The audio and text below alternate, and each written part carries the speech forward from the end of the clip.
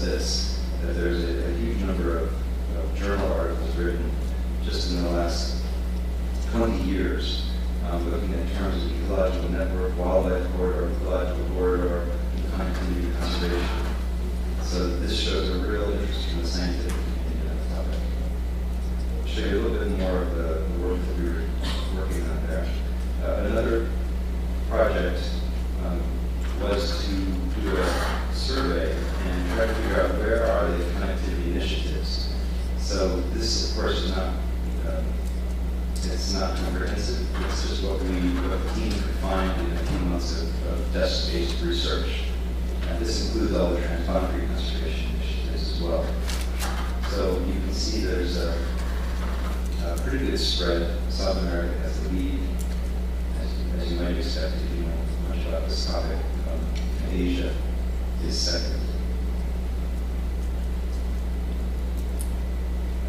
There was also a survey of World Commission on Protected Area experts and many others interested in transboundary conservation. The survey went out on numerous listservs and asked people if there was a clearinghouse on connectivity conservation, how would you want to interact with it? What major uses would you have? And surprisingly for me, implementing the connectivity areas was number one. So implementation.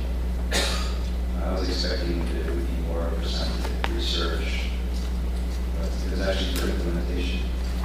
Number two, I think that's more about the scientific community, communication, etc.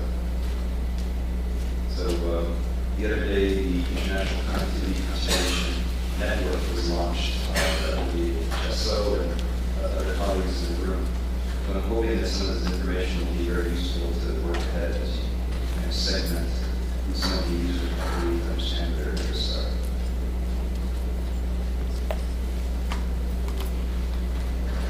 The Convention on Biological Diversity has a strategic plan. This is a global strategic plan.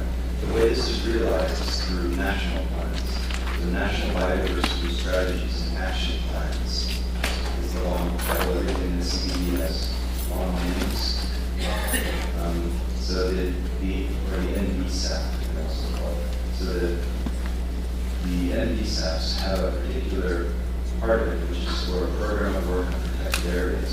Countries are asked to come up with a plan for how they're going to reach all the different targets. And on target 11, they're asked to come up with a particular plan and strategy for that.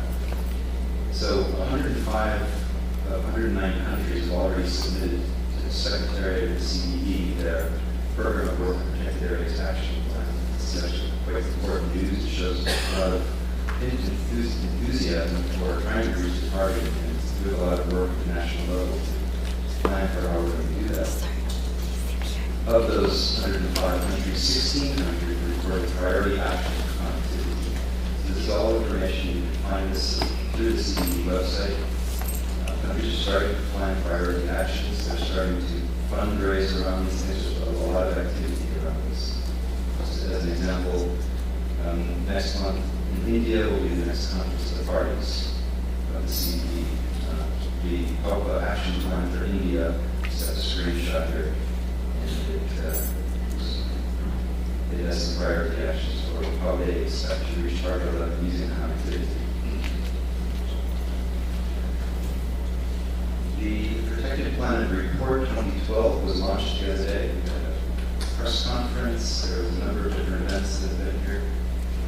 On page 51 of this report, one of the priority actions at the global scale in order to reach the target according to this report, which had about 60 different scientists involved in the production of it. The sixth priority action says improve the connectivity of protected areas and their integration into surrounding landscapes and seascapes.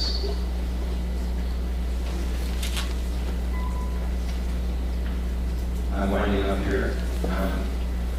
When the current executive secretary of the Convention on Biological Diversity, Mr. Braulio Diaz, when he was hired to become the executive secretary just a few months ago, he was asked, what are your three priorities in your new role? And he said, He said, implementation, implementation, and implementation. He's reflecting on the fact that there's over 250 decisions in the CPE, and when you bring all the governments together in the world, their inclination is to create more decisions. And so what we find is that there's a lag in terms of implementation and lots of activity in terms of development of new decisions. So his priority is to try to, let's implement this. Now, we need all the tools in the toolbox. I mentioned this before. Connectivity is clearly a very important tool that we have to connect protected areas, which are already recognized as the cornerstone for most biodiversity conservation efforts. It's also key to the biodiversity, adaptation, restoration agendas, among many others. So, reflecting on the International Connectivity Conservation Network, which was launched the other day, the CE Secretariat welcomes this very much, and we hope that this can become a key implementation mechanism for the CE. Lastly, just to recognize next month is the CE COP11 in India with the motto of nature protects, she is protected, which I think is very nice. So with that, I thank you very much. My contact information is here. You can see me if you're interested to talk later. Thank you very much.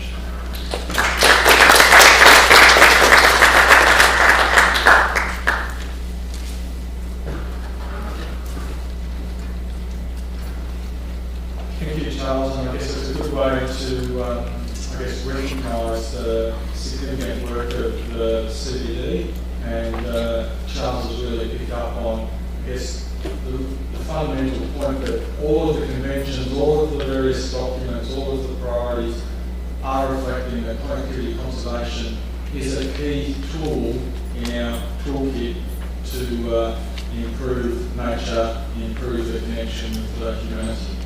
I'd like to now move from, I guess, the policy settings, the target settings, into the application of law and its relationship to connectivity conservation. And I'll ask Barbara Lachelle to come to the stage.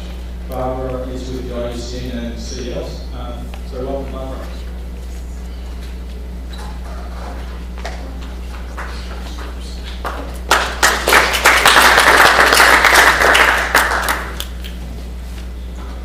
Thank you very much, and it's a pleasure to be here and see all of you. What I'm going to do today is focus on highlights of the findings that are now reflected in the paper that you will find over on the table in DIS on a concept paper on legal aspects of connectivity conservation. This is what we have right now. I have one in print here. It is a draft, but it is very close to a final draft. We are interested in comments and feedback.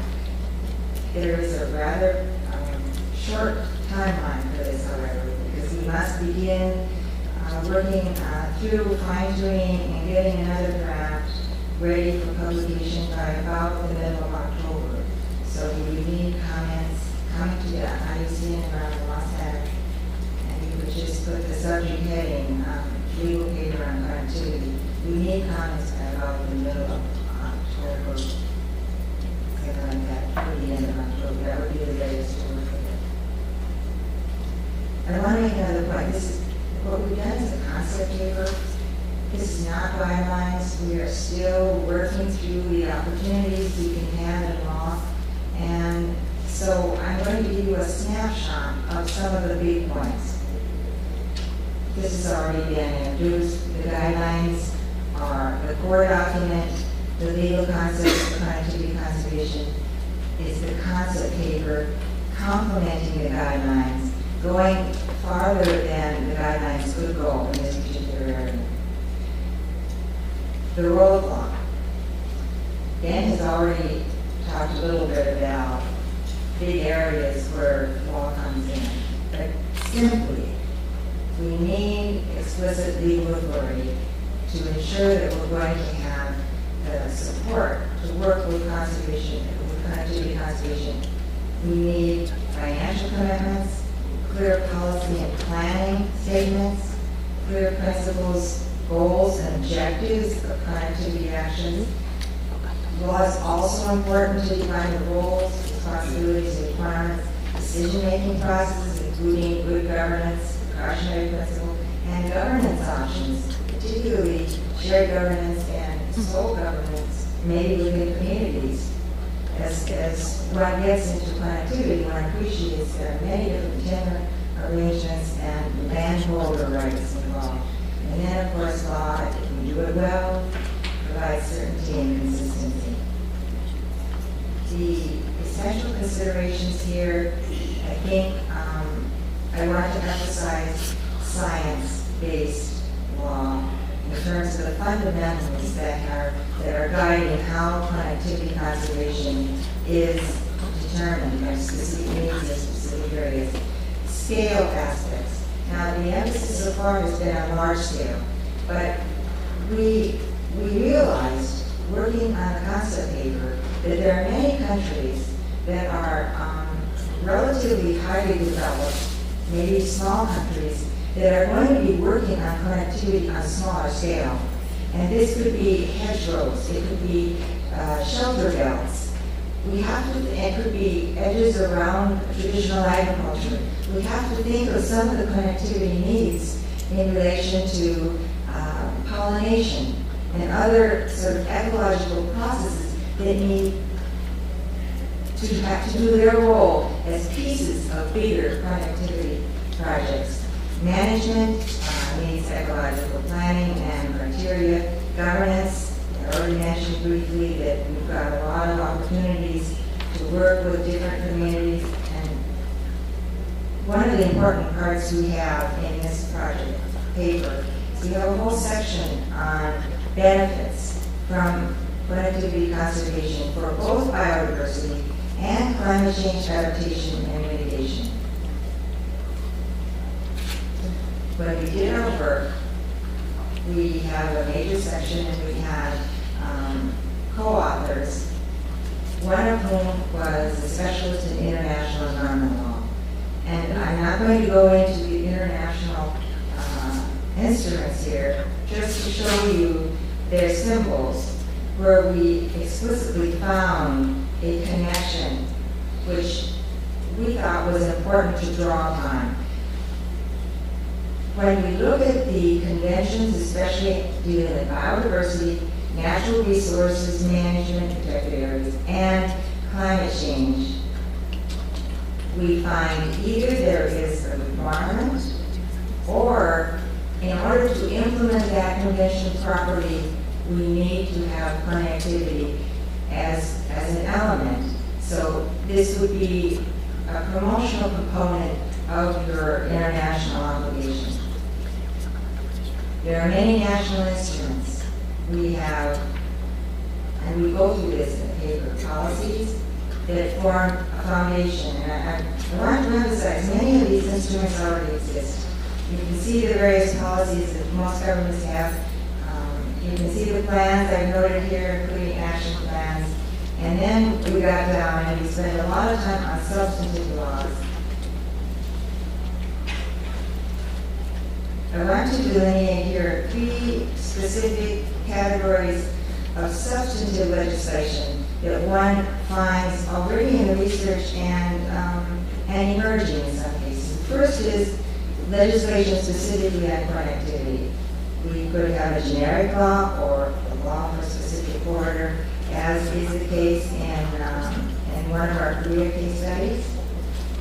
Other legislation could require connectivity elements, particularly protected areas from which we're drawing a lot of this, and then also general major conservation, biodiversity conservation, environmental protection laws. In order to accomplish those goals, we're going to need to have, we're going to need to think about connectivity and apply connectivity conservation. Then we have a whole series of other laws that deal with functions and goals where we're really going to need connectivity for implementation. Special ecosystem laws, protecting wetlands, protecting your hydrologic cycle, your water resources, your for soils, then sustainable resource use laws. We are all very familiar with those. And sustainable development laws, mainly land use planning and development control, are the two we focus on. And one of the presenters later will talk more about some of these, so I will move on. Within any of these legal categories, you're going to have tools like regulations, incentives, purchases of land, which is rare because we have fewer resources now, market mechanisms, and most importantly, combinations of these. I want to briefly just give you a skim of the kinds of connectivity opportunities we have just in protected areas legislation. And you look at these different sections that would normally come into a protected areas law, and you would instantly be able to see adding connectivity is important. Marine, just briefly, unique features, less well understood, complex land and marine interactions, very large areas now with EEZ. Law of the sea gets involved because some of the issues in national jurisdiction and activities are guided by international law. And marine connectivity is especially vulnerable to climate change. Now, this is one of my favorite slides. I work right now for a marine science organization, and I work with marine policy. But here is a very important connectivity species, in a sense, migratory, the largest fish species still in existence. The whale shark can go from 20 to 30 tons, up to 10 or more meters. It is on the vulnerable list for IUCN. It's been around for 60 million years. It's listed as